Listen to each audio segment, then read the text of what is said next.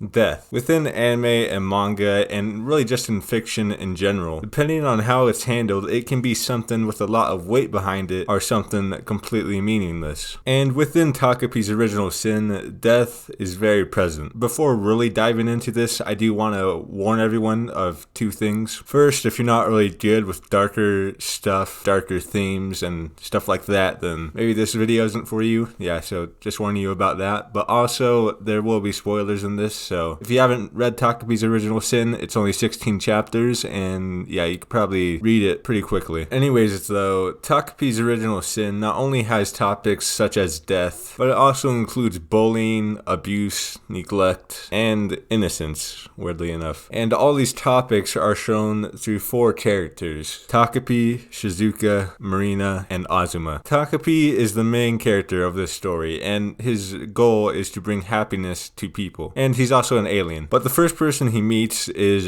Shizuka, and it becomes clear right away that Shizuka doesn't have the best life. She is constantly being bullied whenever she goes out, whenever she's at school, and at home she is neglected. She doesn't have a father, and her mother has to work, and it's just a very terrible situation. And so Shizuka is living a life full of misery, and her only lifeline in these horrible circumstances, the only thing letting her hang on to her life and stuff, is her dog, Chappie. Takopi has this very innocent characteristic to him. He's always trying to see the good in everyone, and sadly this leads to Takopi misunderstanding a lot of the problems that Shizuka is facing. And so you kind of get this contrast of innocence and I guess depression or jadedness. Very heartbreaking to see. But this is where Takopi's goal comes into play, which is to make people happy. And Takopi has decided he wants to make Shizuka happy, to make her smile. But because Takopi is constantly misunderstanding Shizuka and her problems, he only goes to make things worse, which leads to Shizuka's bully, Marina, getting Chappie taken away by animal control and put in the pound. And this leaves Shizuka completely devastated, and it is the final straw for her. Takopi again comes to another misunderstanding between Shizuka and her bully, Marina, and he thinks that they are just friends who have a little bit of a problem. And so to make them make up and become friends again, he starts telling Shizuka about a happy gadget that can make people friends again. It's called a happy ribbon. So as Takopi is explaining this to Shizuka, Shizuka says she wants to use this happy ribbon by herself, and this is where the title comes into play. The only law Takopi cannot break, the only sin Takopi cannot commit, is letting people from other planets use his happy gadgets. But wanting to see Shizuka smile, to be happy, Takopi lets her use it, and so Shizuka goes home with it. But very quickly, Takopi gets worried because the happy ribbon can get tangled up very easily, and so he goes up to check up on Shizuka, only to discover that Shizuka used the ribbon to take herself away. Takopi is very troubled by this, obviously. He's very sad, and says he can't bring people back to life using his happy gadgets, but what he can do is travel back in time. So to make Shizuka happy and to try and prevent this whole situation, he goes back in time to where they first met. And this is just the first chapter. A lot of dark themes are thrown right in our faces, and to me it left me feeling very heartbroken for Shizuka and what she was going through, what happened, what she did to herself. To make you feel attached to these characters in such a short amount of time, it really takes talent, and to make you feel such strong emotion towards Shizuka and everything, I think that just takes a very well put together build up and very great execution. The story just really gives you a very clear picture as to why Shizuka did what she did, and around this part I kind of wanted to start crying. It was just so sad. But continuing on, Takopi starts to spend more time with Shizuka and starts to get an understanding of the severity of Shizuka's circumstances, kind of losing his innocence in the process. But this is where another character gets introduced, Azuma. And Azuma, he's the class president of the class that Shizuka is in, and Azuma wants to help Shizuka. But sadly, he just keeps getting pushed away and not having the confidence or willpower to push forward. He takes a step back and kind of just lets things play out between Marina and Shizuka. But at some point in the story, as Takopi is experiencing experience these horrible things and coming to understand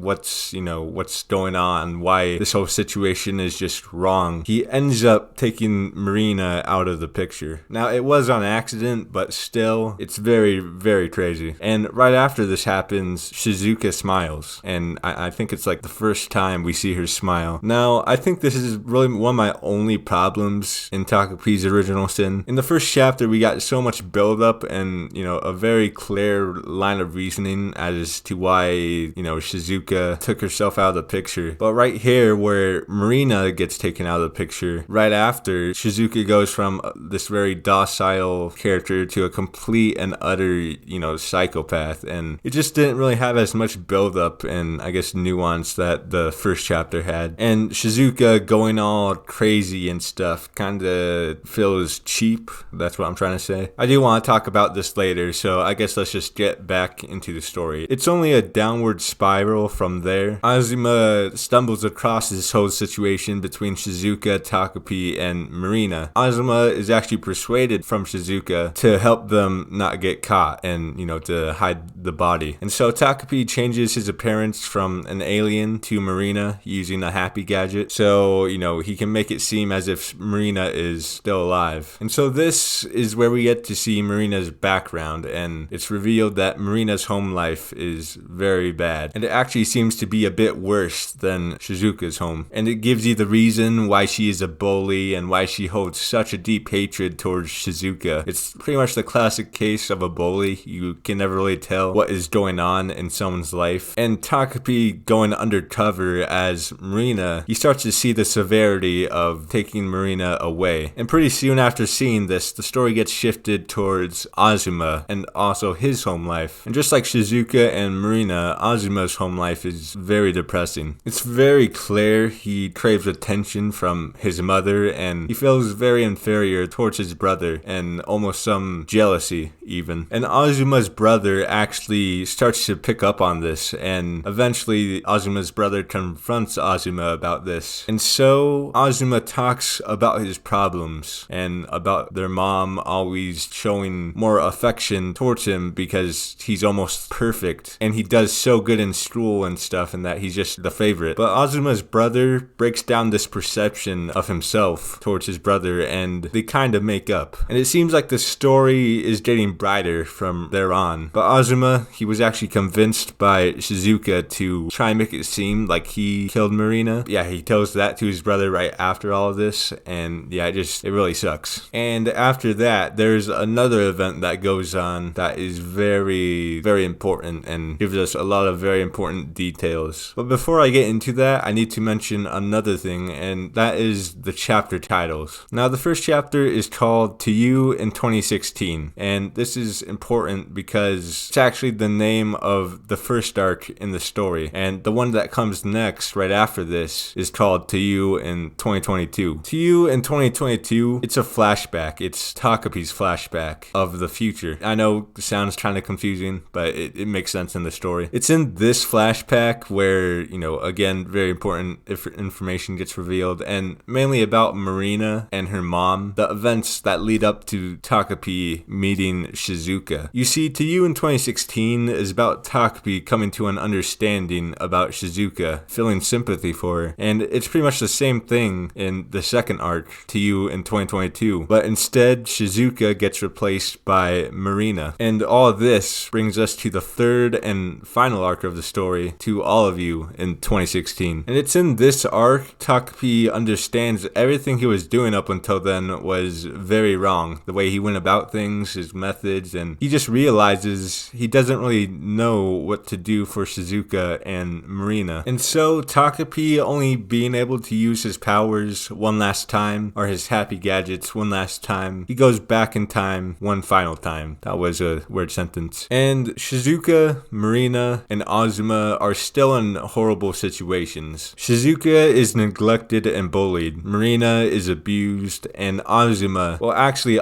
comes to kind of a better conclusion. He gets in a fight with his brother, and a repeat of what happened with To You in 2016. And so Takopi says one final goodbye and leaves a message to both Shizuka and Marina. The message being, talking brings happiness. Even if your families are broken apart, even if your circumstances aren't so great, you can still find happiness by connecting with others. So all of you are no longer alone. And it's just a very beautiful conclusion to the story. A very beautiful message. Going back to what I was saying in the beginning of this video, did death have any meaning in the story at all? To that, I say yes and no. When Marina died in the first part of the story, when Shizuka became, a psychopath right after that, kind of made Marina's death kind of feel cheap. And I mean, I guess you could see the correlation of, Marina dying and Shizuka going all crazy. And so, yeah, I guess there is sort of a correlation, but still,